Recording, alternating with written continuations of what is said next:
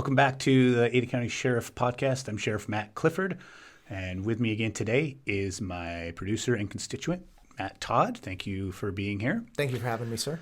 No problem. And so we were just talking about kind of the overall scope of the jail project and some of the proposals that it involves, and you had some questions.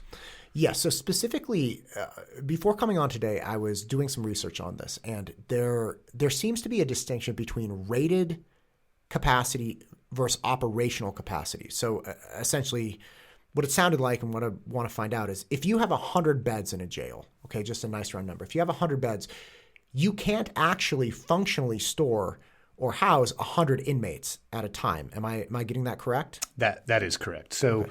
I like the simplification of that. So if you have 100 beds, I'm just going to make a kind of a projection, but if you have 100 beds, you can probably function at 80 inmates in that facility because you have to think about how many separations you have to have within a jail population. So the first one is obvious, male and female, right? Sure. So I have 100 beds, but I have to separate male and female. Now within both male and female, I need to separate out maybe gang affiliation.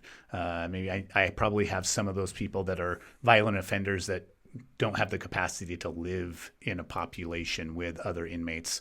So I got to separate them out. By the way, this gentleman has, tuberculosis, so we got to put him over here in this hospital wing or things like that. So you have to be able to have room to move your inmates around, house them according to different classifications, gender, all of those things. So you have rated versus operational. Rated capacity, our rated capacity is 1,116 beds.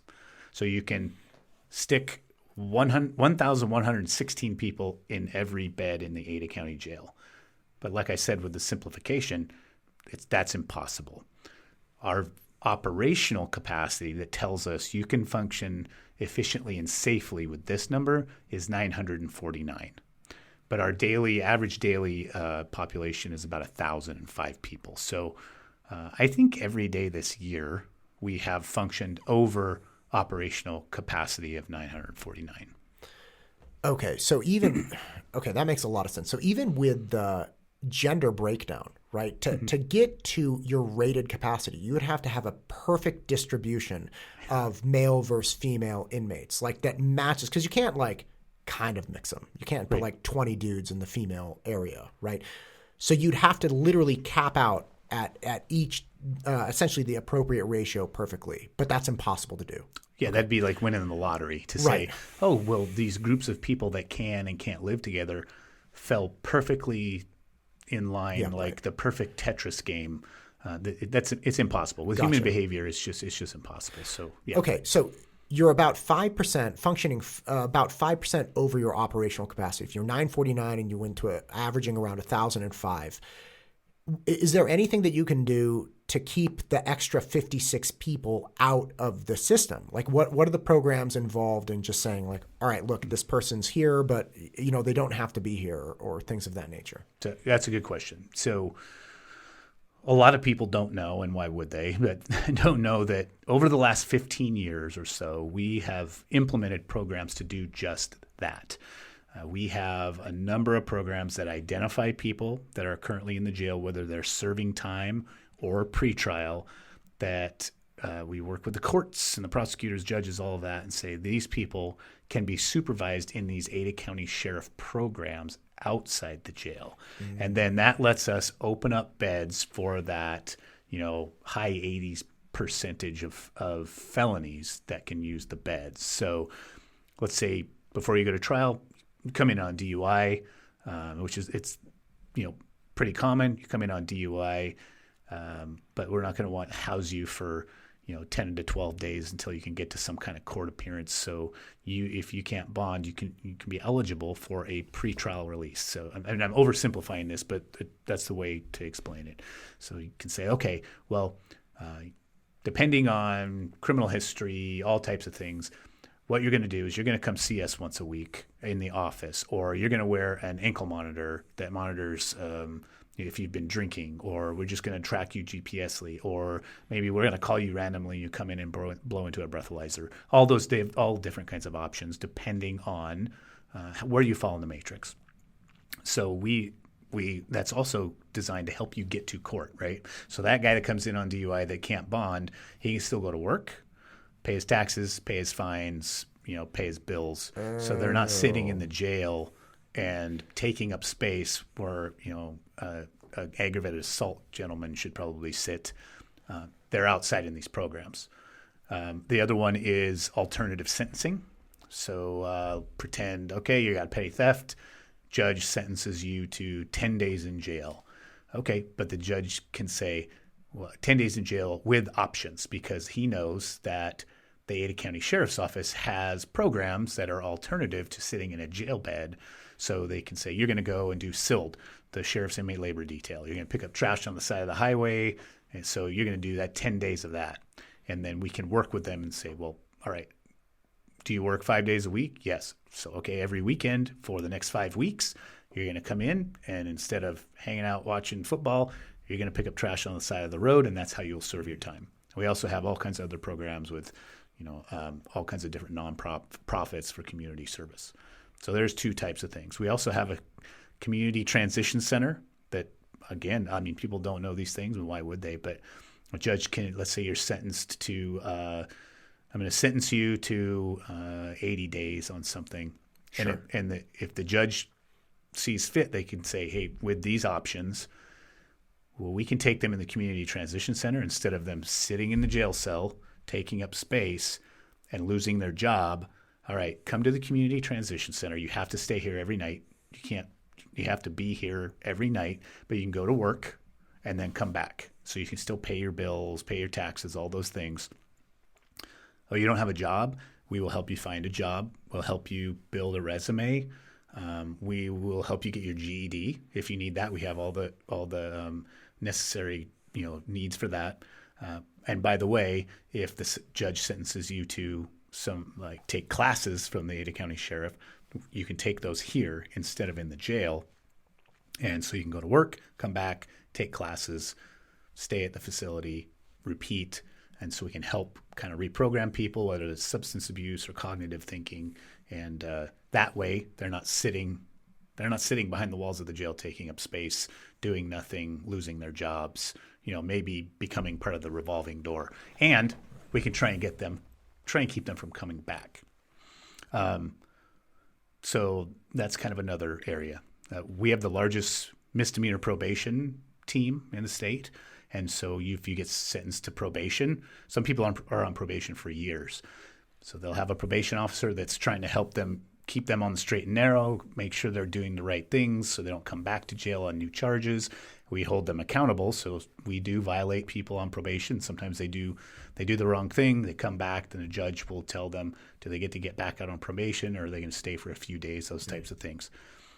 So if you add up all of those programs that we have outside the walls of the jail for your lower level offenders, you add all those things I just mentioned, you add them all up, it's over 2,000 people. So our average daily population is just over 1,000. Our average daily population outside the walls of the jail is over 2,000. Wow. So you guys are... That's a lot of people that you're managing and taking care of. In particular, the program that gives you the capacity to continue functioning on with your life, right? Like you were talking about, like collecting garbage and stuff. So look, you're not making the situation where, look, somebody broke the law. Let's assume they broke the law and they got to serve some time, but being able to carry on with the functions of their life, so they don't become dependent on, perhaps illegal sources of money or things of that nature. That's wonderful, because the biggest problem, the concern that a lot of people have when I talk to them about law enforcement and jail systems, I have a lot of friends that are in law enforcement, either current or retired, and their issues like, look, you have the same people doing the same things over and over and over. And it's a real frustrating thing, I think, for the average person to conceptualize, which is, like you're saying, you mentioned the revolving door, right? It's like they just come through. But it sounds like what you guys are doing is twofold. You're, one, trying to keep the requirements of the jail down by decreasing the population, and two, trying to either keep somebody functioning at whatever level they were functioning, or either improve their functioning by helping them gain certifications, degrees, or jobs. And all of those things essentially lean down the actual population of the jails to like its lowest possible. Like you've essentially exhausted all opportunities to decrease this in a responsible way. Yeah, absolutely. And so we've seen an evolution of, okay, the 1995 is when we built the big chunk onto the jail with all the infrastructure. And the reason that we find ourselves here today is, and the reason it's taken so long for us to come to where we find ourselves is 15 years ago or so, we implemented a lot of those programs. So we say, okay, well, we don't want to build a big chunk onto our jail. So what we'll do is we'll see if we can identify these folks, help them get through, hold them accountable. That's a big deal. I don't want people thinking that, oh, well, they just let them out. That is not the case. Hold them accountable and get them on with their lives so we can make space for high-level crimes. Well, that evolution has been going and going to the point of, okay, now we're at a point where the high-level crimes people are in our jail that do not, they can't qualify for our programs. And so we've run out of space. The fact that it's taken us that long is, I think it's pretty good. But that's what we've done for the last 15 years to help that jail population stay lower and identify people that should be in there, identify people that should be in our programs. So when you guys say that your jail needs to be expanded, the infrastructure needs to be expanded, you need not just more beds, but you need more everything. You really mean like, look, we have done everything we possibly could imagine. And at this point, it's like, we can't, you don't want to take the violent offender and throw him in some, transition program. You don't. So there really are no great options in the absence of expanding. Yeah, we get that question a lot. Well, what if the bond doesn't pass? That's kind of what that is, right? Well, what if the bond doesn't pass? Well, I guess we can continue to play human Tetris with what we've been doing, but we need to look back and go, why didn't we ask for a bond before? Because we were innovative, and some of these programs are very innovative. We've been innovative, responsible, responded to the community so that we could keep the jail population down. And now we're seeing the massive growth continue, right? I mean, it has slowed a little, but it's not going to stop. So we have to prepare for now and the future. And you've told me this. So when you're saying, hey, look, if it doesn't pass or we don't ask for the bond, we'll look back and say, hey, why didn't we do this? You've told me before it's something like $3.60 per $100,000 of assessed value of property tax. So if my assessed property tax minus my homeowner's exemption is like $500,000, then I just literally pay $18 a year. It's $3.60 times 5. Yep. That's it. That's correct. So that's, again, and I think we've said it before, we're lucky here that we actually have so much population because a $49 million bond is a low cost relatively to the homeowner. So, yeah, average Ada County citizen will pay between $15 and $20 a year for this infrastructure upgrade. Gotcha. Although you are functioning as effectively as possible, it sounds like, with 2,000 people outside the jail, what's happening inside? Like with regard to the revolving door, obviously people that don't get rehabilitated or don't really have any options once they leave, right? Because you're like, look, I can't put you outside to go through these programs. Are they sitting there? What are the programs available for if they can't leave, if they actually are inside the walls to rehabilitate, to reintegrate, to retrain? Is there the same thing as like the GED program, or are there work programs? What happens inside to make sure that you have the highest probability of not coming back if you don't want to come back? Sure. Fair question. So there are two different lanes, if you will, that we provide people with skills and education inside the jail. One of them is our inmate worker programs. So the kitchen is run entirely by inmates, and our laundry and sewing program also run entirely by inmates. It saves a lot of taxpayer money, and it helps us give inmates skills and gives them something to do as well. So the kitchen program, we just very recently started getting inmates certified for a ServSafe certification. So basically, we've had 5 people here in the last few weeks get their ServSafe certification so they can work in a kitchen immediately. As soon as they get outside the walls of the jail, they already have the certification. So they apply for a job. They're like, I'm already ServSafe certified, so I don't have to go through the process when you hire me to work in a kitchen.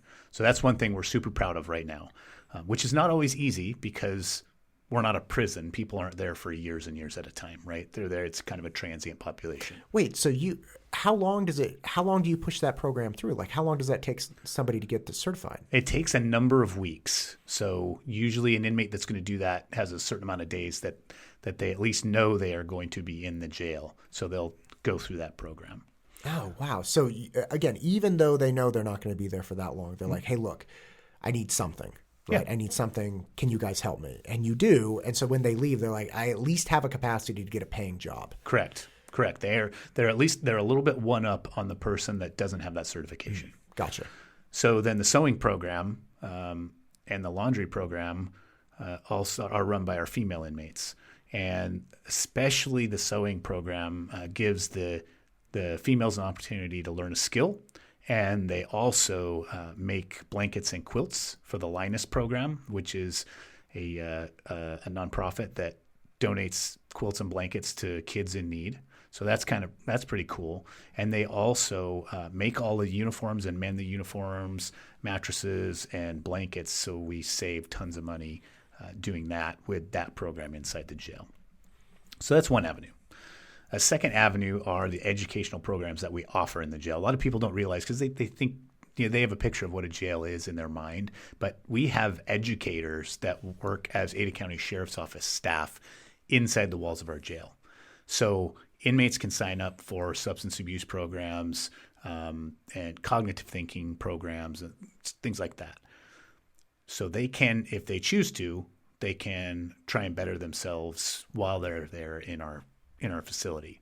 Now, what we have done in the last 2 years, I believe it is, we have successfully offered those programs at our community transition center. So this works really well because if a judge sentences you to, Matt, I'm sentencing you to 2 years probation on whatever it is you did. Sure. But the judges like our programs in education inside the jail. So they say, however, before you can get out of the Ada County Jail, you're going to take Program A and Program B. And when you complete those successfully, then you can get out of jail and be on probation. Sounds great, and we're happy to do it. But what happens is now you're sitting in the jail for X amount of weeks. Artificially increasing the population. Artificially. So you're waiting to get into the program, and then you get in it and take it, pass it, and then you can get out. And in the meantime, you are ahead in line from the inmates that haven't been sentenced that say, well, I want to take the program. Well, you can't because these people are court ordered to do it, so they get to go first.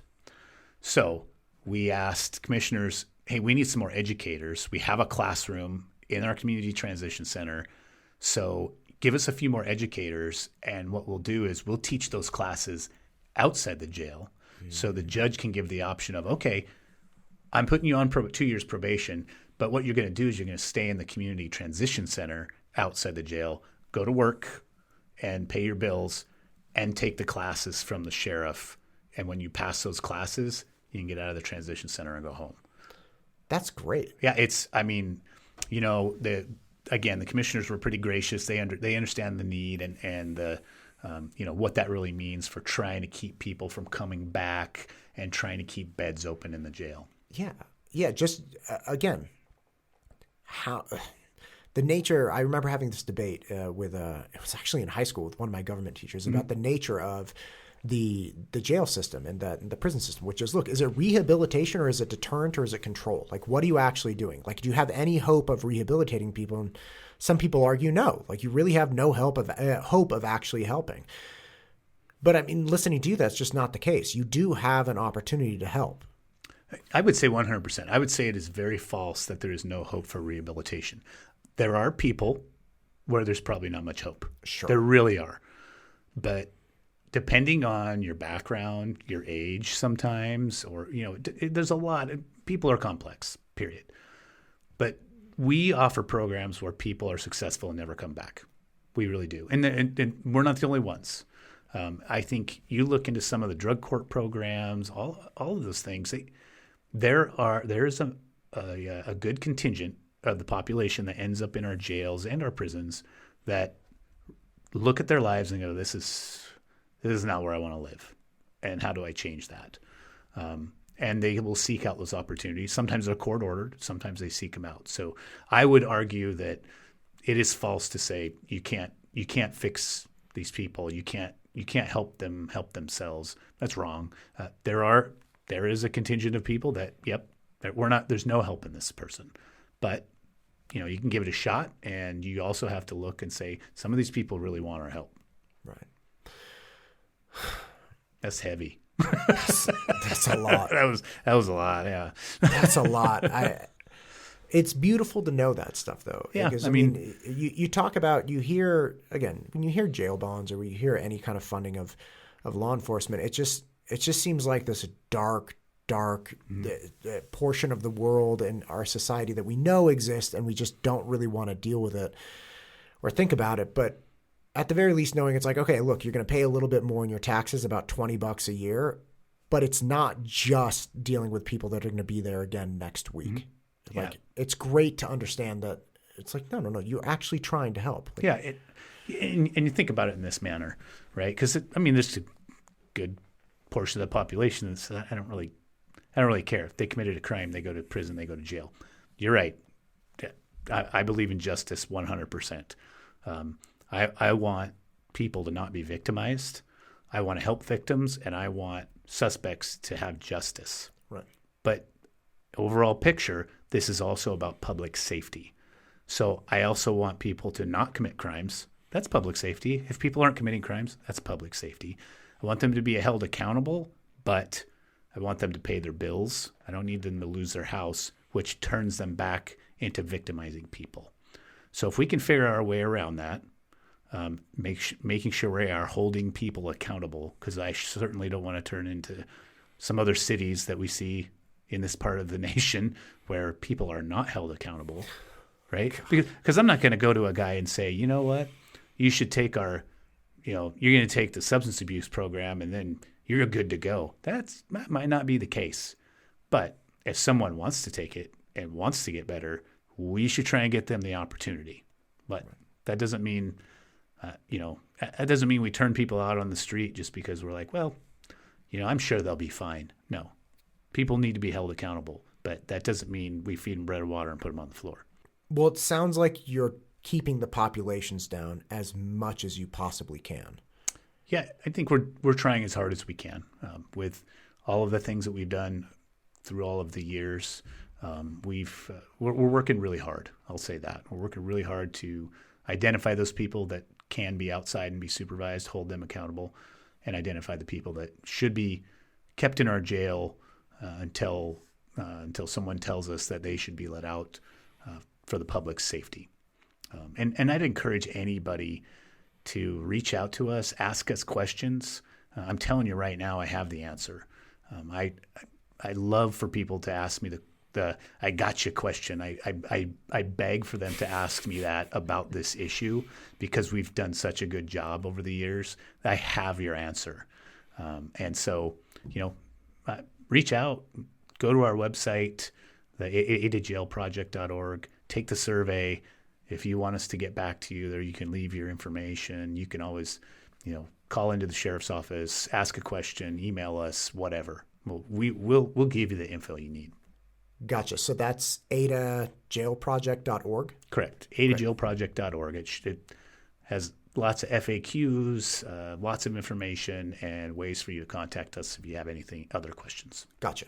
All right. Well, thanks for being here today. Thank you, everybody, for tuning in to Ada County Sheriff's Podcast. I'm Sheriff Matt Clifford, and everybody be safe out there.